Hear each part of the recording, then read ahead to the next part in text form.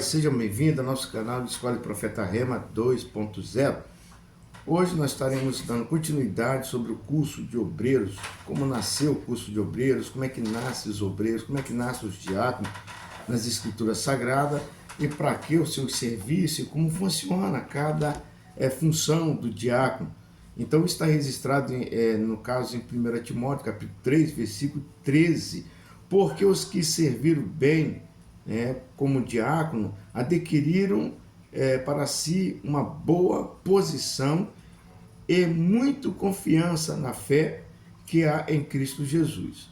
Lembrando que os diáconos, eles nascem completamente do ministério que estava nascendo das lágrimas do povo e da sabedoria dos apóstolos. Então, o ministério diaconal, ele não nasce meramente porque alguém achou bonito, não é isso. Havia uma necessidade na igreja e devidamente dessa necessidade da igreja estava gerando, ou seja, lágrima. Que lágrima era essa? Porque em Atos capítulo 6 vai dizer que a igreja cresce e junto com o crescimento vem o desafio. As viúvas de fala grega estavam sendo esquecidas na distribuição diária. E Deus inspirou os apóstolos para escolher homens cheios do Espírito Santo e sabedoria. O diácono não nasce de uma ideia administrativa, mas de uma necessidade espiritual e social. Então, se a pessoa achou que o diácono ele nasceu simplesmente por causa de uma administração, não.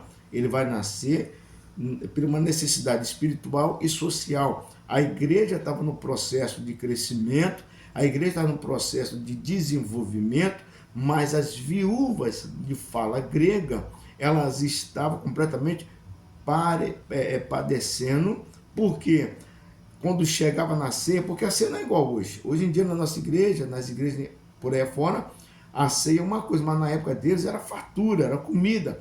E essas viúvas, quando elas chegavam, elas iam comer, às vezes, só aquilo que tinha um resto. E às vezes era muito pouco. Então vai se gerando o quê? Lágrima. Como é que pode uma igreja que professava a fé em Cristo, falava de Cristo, mas não estava dando assistência a essas viúvas?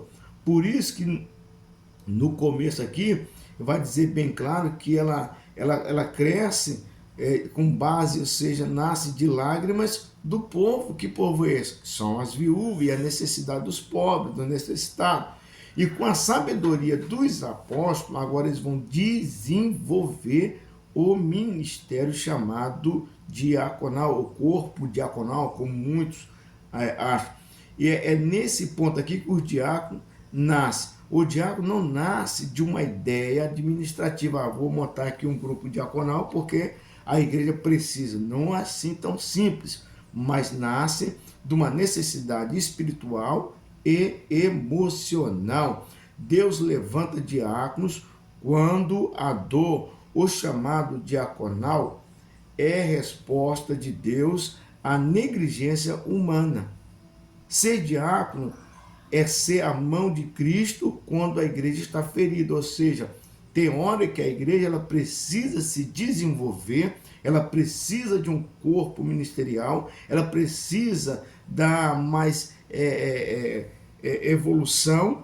É nessa hora que Deus vai levantar o diácono. Então Deus levanta o diácono quanto a dor. Qual é a dor? Muitas das vezes está sobrecarregado o líder da igreja. Ele precisa pagar passar essas cargas, essas tarefas. Porque, pensa bem, muitos pastores às vezes têm que trabalhar, outros, às vezes o serviço é longe, e tem família, ele tem que estar se desdobrando. É por isso que vai se gerar dor e a necessidade de ter um corpo diaconal na igreja. O chamado diaconal é resposta de Deus para a negligência humana. Ser diácono é ser a mão de Cristo quando a igreja está ferida. Você foi chamado não porque era o mais forte, mas porque havia alguém sofrendo perto de você. É por isso que Deus te toca primeiro. Esse negócio que o homem foi lá, te escolheu para ser diácono, desencanta. Primeiro Deus toca em você para você ver a necessidade que a igreja está precisando. Aí vem o pastor da igreja, o líder da igreja que seja, vai te selecionar. Mas primeiro foi Deus que te incomodou. Não porque você cantava bem, não porque você tocava bem, não porque você pregava bem, não era porque você era o mais arrumado da igreja, nada disso, e nem o mais forte da igreja. Mas é porque você viu o sofrimento da igreja, você via pessoas sofrendo perto de você, então Deus começa a te incomodar com isso. Aí vai começar a nascer esse diácono dentro de você, ou essa diaconisa.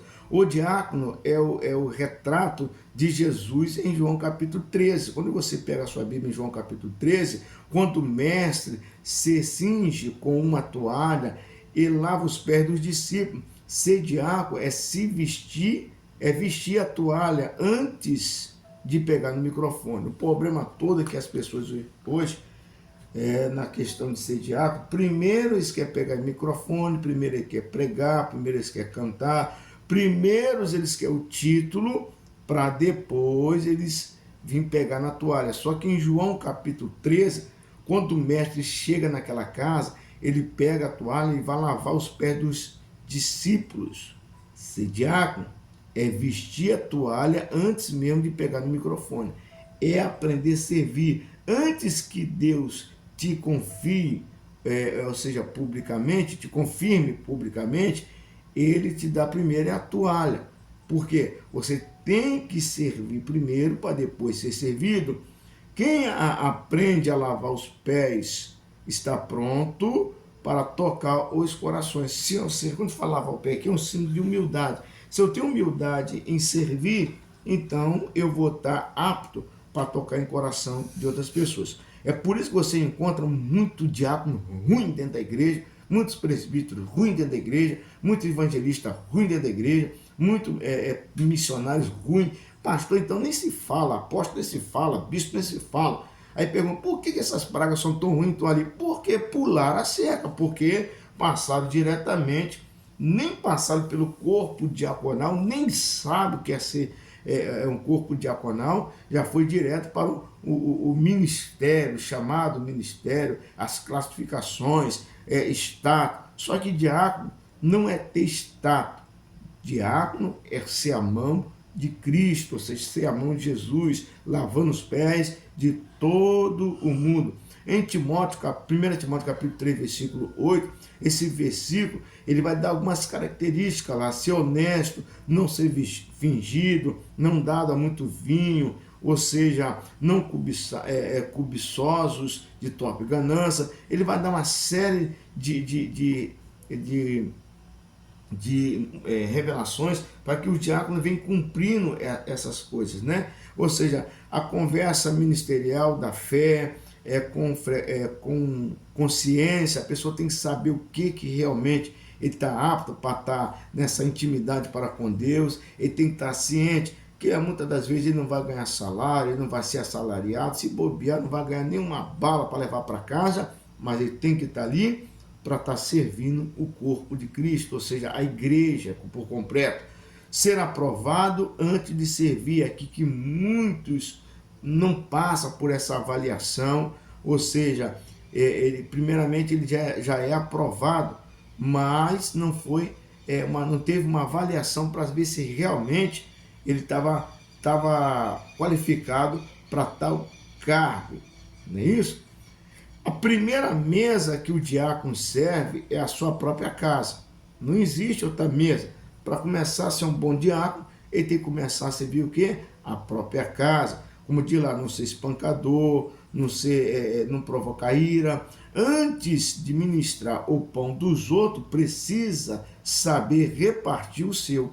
São coisas que às vezes a pessoa não sabe distinguir os seus tempos, mas ele quer administrar o pão dos outros. Ele quer administrar o tempo dos outros, mas o dele mesmo não consegue administrar. Chega atrasado no culto, falta o culto, é uma confusão danada, mas mesmo assim a liderança vai consagrar essa pessoa ao diaconato. E quando isso acontece, vai dar problema e dor de cabeça grande. Quem governa bem a sua casa está pronto para tocar o altar. Se eu não posso governar bem a minha casa, então eu não posso estar tocando no altar. Porque no Antigo Testamento, em Levítico capítulo 6, versículo 12 em diante, você vai encontrar que o serviço dos levitas era cuidar do altar. E tinha uma ordem lá: e o fogo arderá continuamente sobre o altar e não se apagará. Para cuidar do altar, primeiro também tem que cuidar bem da minha casa. O diácono, ele é o guardião do fogo. Se você é apenas o que carrega a madeira, mas o que mantém o fogo aceso. Ou seja, ser diácono não é apenas aquele que vai carregar a madeira, não.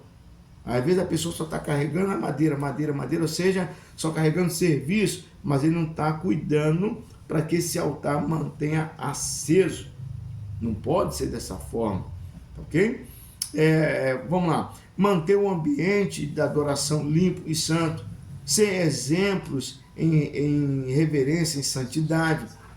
Ajudar a liderança espiritualmente e emocionalmente. Você tem que passar para ajudar, ou seja, já passa para ajudar os seus líderes. Não é dar trabalho para os líderes, porque tem alguns que não são nem diácono, é um diacho, dá mais dor de cabeça para o pastor, para a liderança, do que outra coisa. O outro não são nem presbítero, é presbicho mesmo. Bicho é um bicho, não consegue desenvolver nada e dá trabalho ainda da igreja. Um diácono sem o altar é um servo cansado. Um diácono com o altar é um servo inflamado, ou seja, está pronto para colocar o fogo no altar, ou seja, está pronto para estar na disposição do corpo diaconal, ajudar nas suas atividades dentro da igreja.